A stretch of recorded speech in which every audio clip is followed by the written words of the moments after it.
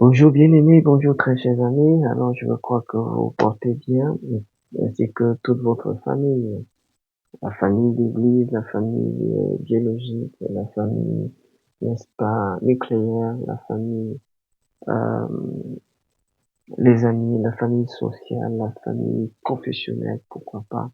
Nous bénissons le Seigneur pour le don de vie qui nous a été prêté encore ce matin, qui nous a été fait ce matin. Et nous voulons, à lui qui est l'auteur de toutes choses, exprimer nos profondes gratitude. Seigneur, nous te bénissons, nous te rendons grâce et gloire. Merci pour le don de la vie. Merci pour, Seigneur, notre Dieu, le privilège d'être debout dans ce dimanche matin. Que la gloire, la louange te revienne. Et nous voulons te confier nos vies. Et nous voulons te confier ces journées dominicales. Et nous prions que ton esprit vienne conduire de toutes choses. Nous prions que nos cœurs se lève de l'intérieur pour t'adorer, pour te célébrer, pour te magnifier. Fais-le, Seigneur, notre Dieu, au nom de Jésus-Christ. Nous prions que la joie de ton salut nous anime si profondément, si fortement, que, Seigneur, notre Dieu, nous saurons apprécier à chaque moment, à chaque seconde, chaque minute, que ce jour nous accorde de vivre au nom de Jésus-Christ. Amen. Alors, bien-aimés, on est encore très heureux de nous retrouver ce matin dans le cadre de notre partage quotidien de la parole de Dieu. Et ce matin, comme test qui fera l'objet de votre méditation, c'est effectivement le troisième verset du deuxième chapitre du livre d'Actes des Apôtres. Euh, donc, que nous sommes en train d'étudier depuis quelques jours, quelques semaines. Alors, le troisième verset dit ceci: des langues semblables à des langues de feu, n'est-ce pas, leur apparurent séparées les unes et des autres et se posèrent sur chacun d'eux. Les langues semblables à des langues de feu leur apparurent les unes séparées des autres et se posèrent sur chacun d'eux. La version Bible du semeur dit ceci parce qu'elle apporte un détail un peu intéressant. Au même moment que le bruit qui s'était fait entendre, n'est-ce pas, jeter ses échos dans cette pièce où 120 personnes étaient massées, voilà ce qui suivit, voilà ce qui se produisit, n'est-ce pas, concomitamment, simultanément. Au même moment, ils virent apparaître des sortes de langues qui ressemblaient à des flamèches, c'est-à-dire des petits feux, à des flamèches. Elles se séparèrent et allèrent se poser sur la tête de chacun d'eux. La version, n'est-ce pas, Louis II nous dit, et elles reposaient sur chacun d'eux. Là, on a un endroit précis où, n'est-ce pas, cette langue vient se reposer, la tête de chacun. La version Bible expliquée dit, il vit alors apparaître des langues pareilles à des flammes de feu. Elles se séparèrent et se posèrent une à une sur chacun d'eux. Parole du Seigneur. Amen. Alors, j'ai dit 12 pensées pour être plus précis, à partager rapidement avec vous, à nous partager, n'est-ce pas, ce dimanche matin, compte tenu justement du lourd programme que les uns et les autres auront. Donc, on va aller très rapidement.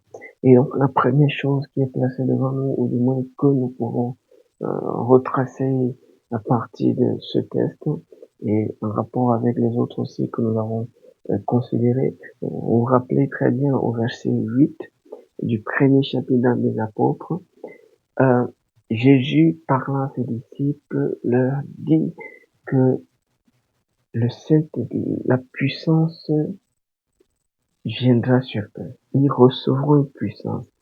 Mais cette puissance ne devait venir sur eux que lorsque le Saint-Esprit aura fait son entrée. Donc, sans le Saint-Esprit, il n'y a pas de puissance spirituelle. Le Saint-Esprit est l'auteur de la puissance spirituelle avec laquelle les apôtres, les disciples devaient fonctionner. On peut donc voir qu'à partir de cet état de choses, que Dieu dit une chose et il accomplit la chose. Ce que Dieu dit, il le fait. Ce que Dieu promet, il le réalise. Ce qu'il projette, il accomplit.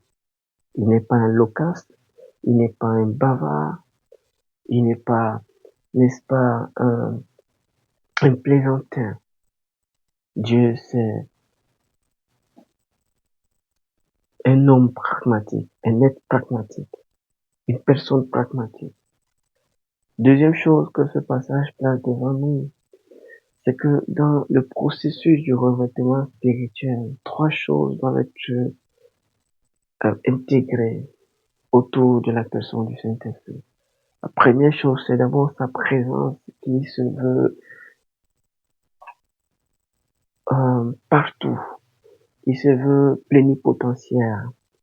C'est une présence qui impose son pouvoir dans l'environnement où elle atterrit. Au verset 2 que nous avons étudié hier, quand le bruit s'est fait entendre, il a rempli toute la pièce où 120 personnes étaient massifiées. Et donc, il y a trois choses dans le processus du revêtement de l'Esprit de Dieu, du revêtement de la puissance de Dieu. La première chose, c'est la présence du Saint-Esprit qui arrive. La deuxième chose, c'est le contact avec cette présence. Et la troisième chose, c'est l'invasion de cette présence.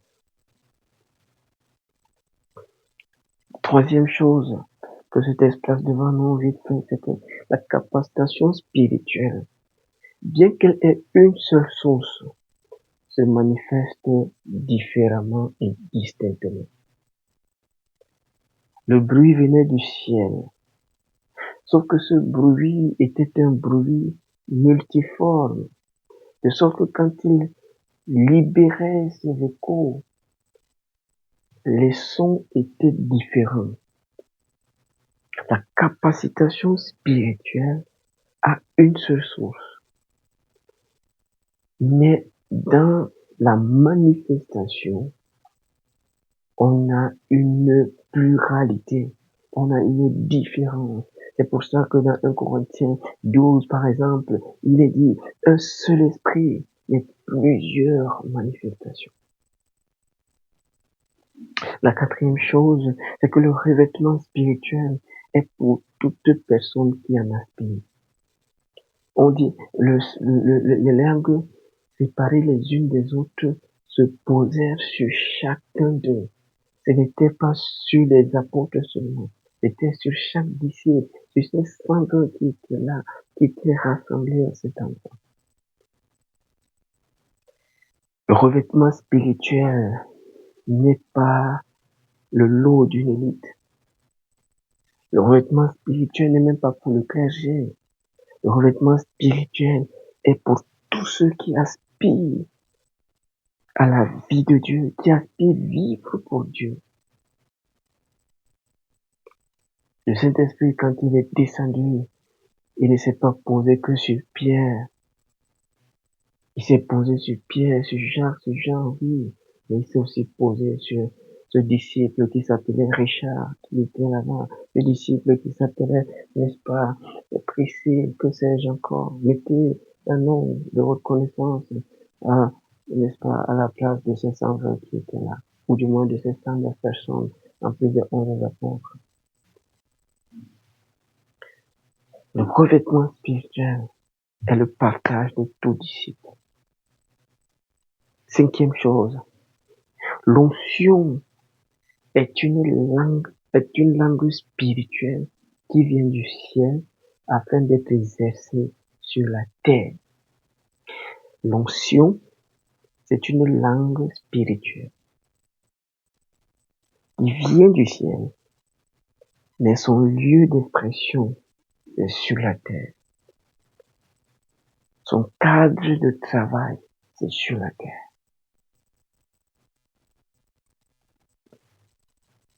La sixième chose, c'est que l'onction est libérale et non discriminatoire. L'onction est libérale. L'onction est généreuse. L'onction, c'est pour tout le monde. L'onction ne discrimine pas. L'onction vient sur ceux qui se trouvent là où Dieu les attend, là où Dieu les veut. L'onction ne discrimine pas. L'onction est généreuse, mais elle n'est généreuse que pour ceux et celles qui sont à la chambre haute, qui sont là où Dieu les attend, là où Dieu les veut. Septième pensée, bien que l'onction ne soit pas discriminatoire, elle est néanmoins différente dans son expression avec tel ou tel. Ce n'est pas parce que l'onction est non discriminatoire qu'elle est identique pour tout homme. Ça lui dit que des langues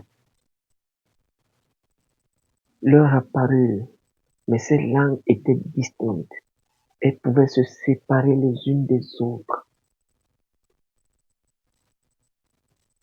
L'onction, bien qu'elle ne soit pas discriminatoire, n'est pas la même pour chaque personne.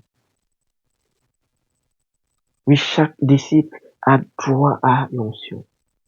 Oui, chaque disciple peut être revêtu du Saint-Esprit et doit être revêtu du Saint-Esprit si jamais il veut vivre pour Dieu, si jamais il va accomplir le projet, l'appel de Dieu pour sa vie. Mais qu'il sache que l'onction est spécifique. L'onction est unique pour chaque personne. L'onction est distincte. L'onction n'est pas univoque. L'onction n'est pas identique pour toute personne. Elle vient, elle repose sur tout le monde, mais elle ne repose pas sur tout le monde avec la même expression, avec la même finalité. Dans le sens que elle vient en reposant sur chaque personne, c'est pour accomplir quelque chose de spécifique. Huitième pensée, c'est que l'onction du Saint-Esprit est le produit de la grâce et de la décision souveraine de Dieu. Ce n'étaient pas les hommes qui ont demandé que ces langues qui étaient séparées les unes des autres se posassent sur les uns, tandis que les autres ne la recevraient pas. Non, elle se posait sur toute personne parce que c'est là même la grâce de Dieu. La grâce de Dieu ne fait exception de personne. La grâce de Dieu est inclusive, dans le sens que toute personne qui la désire, toute personne qui la reconnaît, toute personne qui l'honore, elle libère sa bénédiction, sa présence, sa faveur.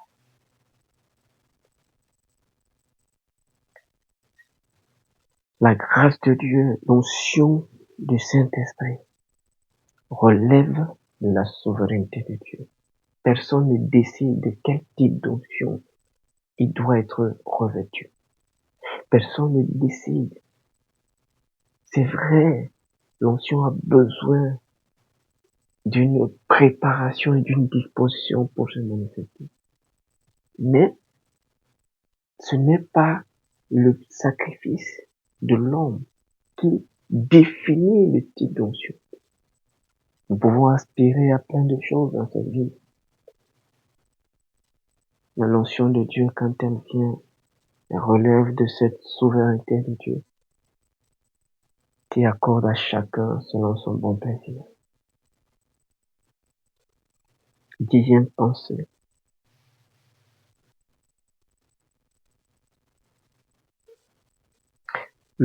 Dieu est celui qui spécifie et différencie l'onction et la distribue à chacun. C'est Dieu qui spécifie. C'est Dieu qui accorde l'onction. À l'un, il peut accorder la grâce de faire des miracles. À l'autre, il peut accorder la grâce de proclamer le salut, de conduire plusieurs au salut, et ainsi de suite. C'est Dieu qui spécifie.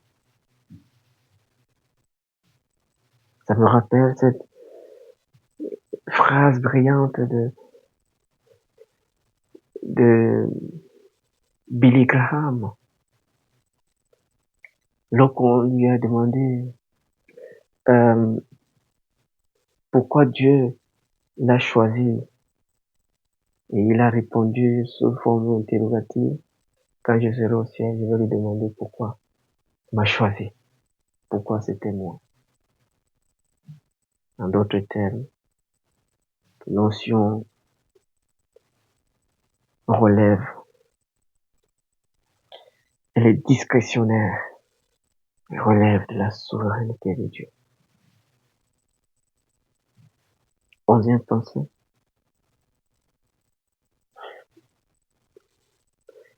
L'onction obéit à la soumission au protocole divin. L'onction obéit à la soumission au protocole divin. Certes, l'onction est généreuse. Certes, l'onction est non discriminatoire. Mais il fallait être dans la chambre haute. Il fallait être dans cet esprit d'expectative. Il fallait avoir ces belles dispositions intérieures. Les disciples, quand ils étaient réunis, ils n'étaient pas seulement réunis chacun dans son coin. Ils étaient réunis ensemble. Ils avaient constitué un tout homogène qui pouvait accueillir l'Esprit de Dieu, qui pouvait accueillir l'onction de Dieu. L'onction de Dieu obéit à un protocole divin, pas à un protocole humain. Parce que l'humain a créé beaucoup de protocoles qu'ils ont spiritualisés. Ou du moins, l'humain utilise souvent beaucoup de protocoles dans la parole de Dieu. Mais qui en réalité ne sont pas les protocoles de Dieu pour le permettre d'avoir accès à cette grâce de Dieu. J'aurais pu développer ce point, mais comprenons tout simplement, bien aimé, que l'onction fonctionne suivant un protocole divin. Elle fonctionne à l'obéissance au protocole divin respecté. Il fallait être dans la chambre haute. Il fallait rester là pendant ces jours à prier, à jeûner. Et il fallait de belles dispositions intérieures qui accueillent l'Esprit de Dieu, qui donnent libre cours à l'Esprit de Dieu.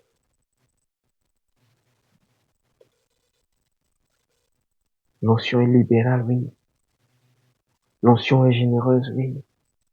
L'onction est non discriminatoire, oui. L'onction est inclusive, oui.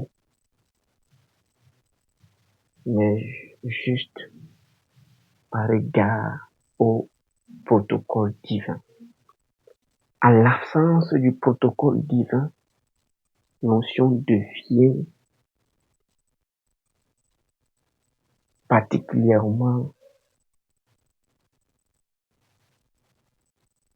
sélective.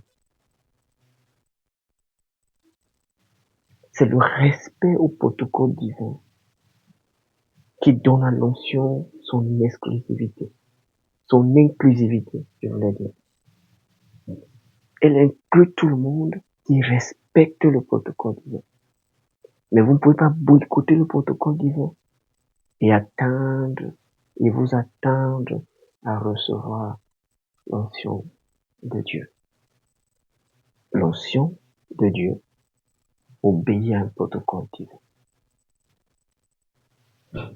Vous pouvez jeûner tous les jours, mais si ce n'est pas le protocole de Dieu pour vos capacités spirituelles, cela n'arrivera pas.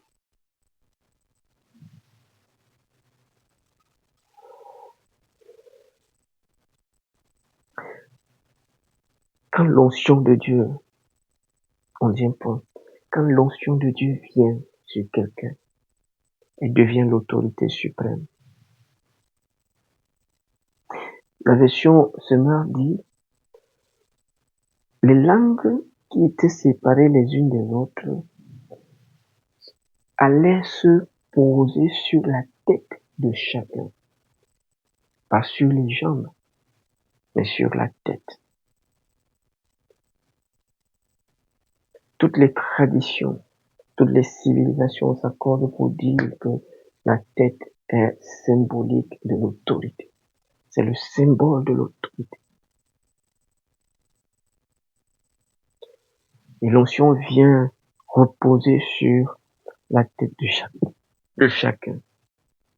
Comme pour dire que quand l'onction vient sur nous, elle devient l'autorité suprême. Ça veut dire quoi? Ça veut dire que dorénavant, la personne soumise sous l'onction de Dieu ne fonctionne plus comme si cette dernière n'existait pas. Ne fonctionne plus comme si cette dernière n'avait jamais eu lieu. L'onction de Dieu, quand elle vient, elle occupe le siège de la vie de cette personne. Elle devient l'autorité suprême. Quand le Saint-Esprit vient dans notre vie, il devient le boss. C'est lui désormais qui donne le tempo, le tonus, la direction. C'est pour ça que dans Romains chapitre 8, verset 14, il est dit, car tous ceux qui sont conduits par l'Esprit de Dieu sont fils de Dieu. Parce que ce qui te conduit te confère son identité. Ce qui te conduit te confère sa mission. Ce qui te conduit te confère son programme. Ce qui te conduit ne te donne pas juste sa puissance, mais ce qui te conduit te donne son identité, son patronyme. On est ce qui nous conduit. Donc quand l'onction de Dieu vient, l'humain qui juste là était conduit par sa chair, par sa pensée, par sa volonté propre, doit donner libre cours à l'Esprit de Dieu. C'est quoi un croyant charnel? C'est tout simplement ce croyant qui n'a pas donné au Saint-Esprit la pleine autorité sur ça. C'est ce croyant qui continue de rester au trône, sur le trône de son cœur. Quand l'onction de Dieu vient, elle intronise le Saint-Esprit dans nos vies en tant que chef suprême. La chair est reléguée. La chair devient esclave. Là où on n'a pas intronisé le Saint-Esprit, l'onction n'est pas une autorité.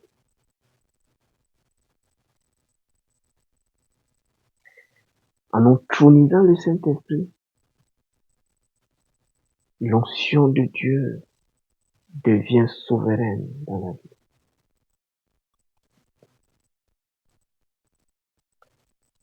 Dernière chose, je ne sais pas si c'est le 12e ou le 13e point, mais je termine par là, c'est que l'onction du Saint-Esprit confère la puissance dont les effets sont perceptibles. Jusque-là, on est dans le secret. On est dans le secret. Mais dans ce secret-là, l'onction du Saint-Esprit ne vient pas juste pour exciter les gens. Elle vient pour capaciter les gens, capaciter les disciples, équiper les disciples, pour que ceux-ci deviennent des témoins perspicaces, des témoins téméraires, des turiféraires de la résurrection de Jésus.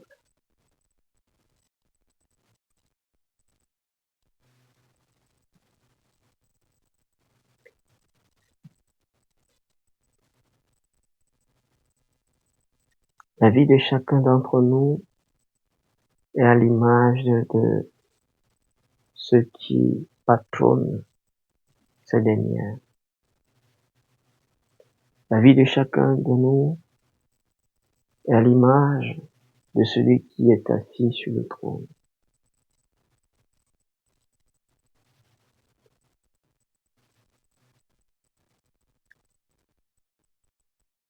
Ce par quoi nous sommes conduits révèle qui le conduit. Ce par quoi nous sommes conduits révèle qui est le capitaine de notre vie. Nous voulons connaître, vivre avec l'onction de Dieu. Alors descendons du trône de notre cœur et de notre vie. Et laissons libre cours à l'Esprit de Dieu. Arrêtons de convoiter les onction. Ça ne marche pas comme ça.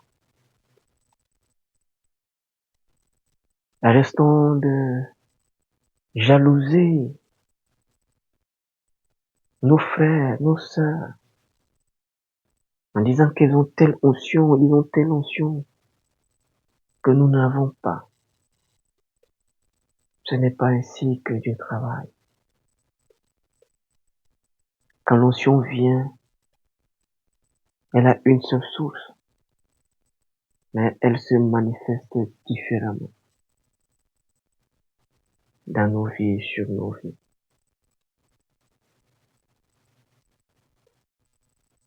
Reclamons l'onction,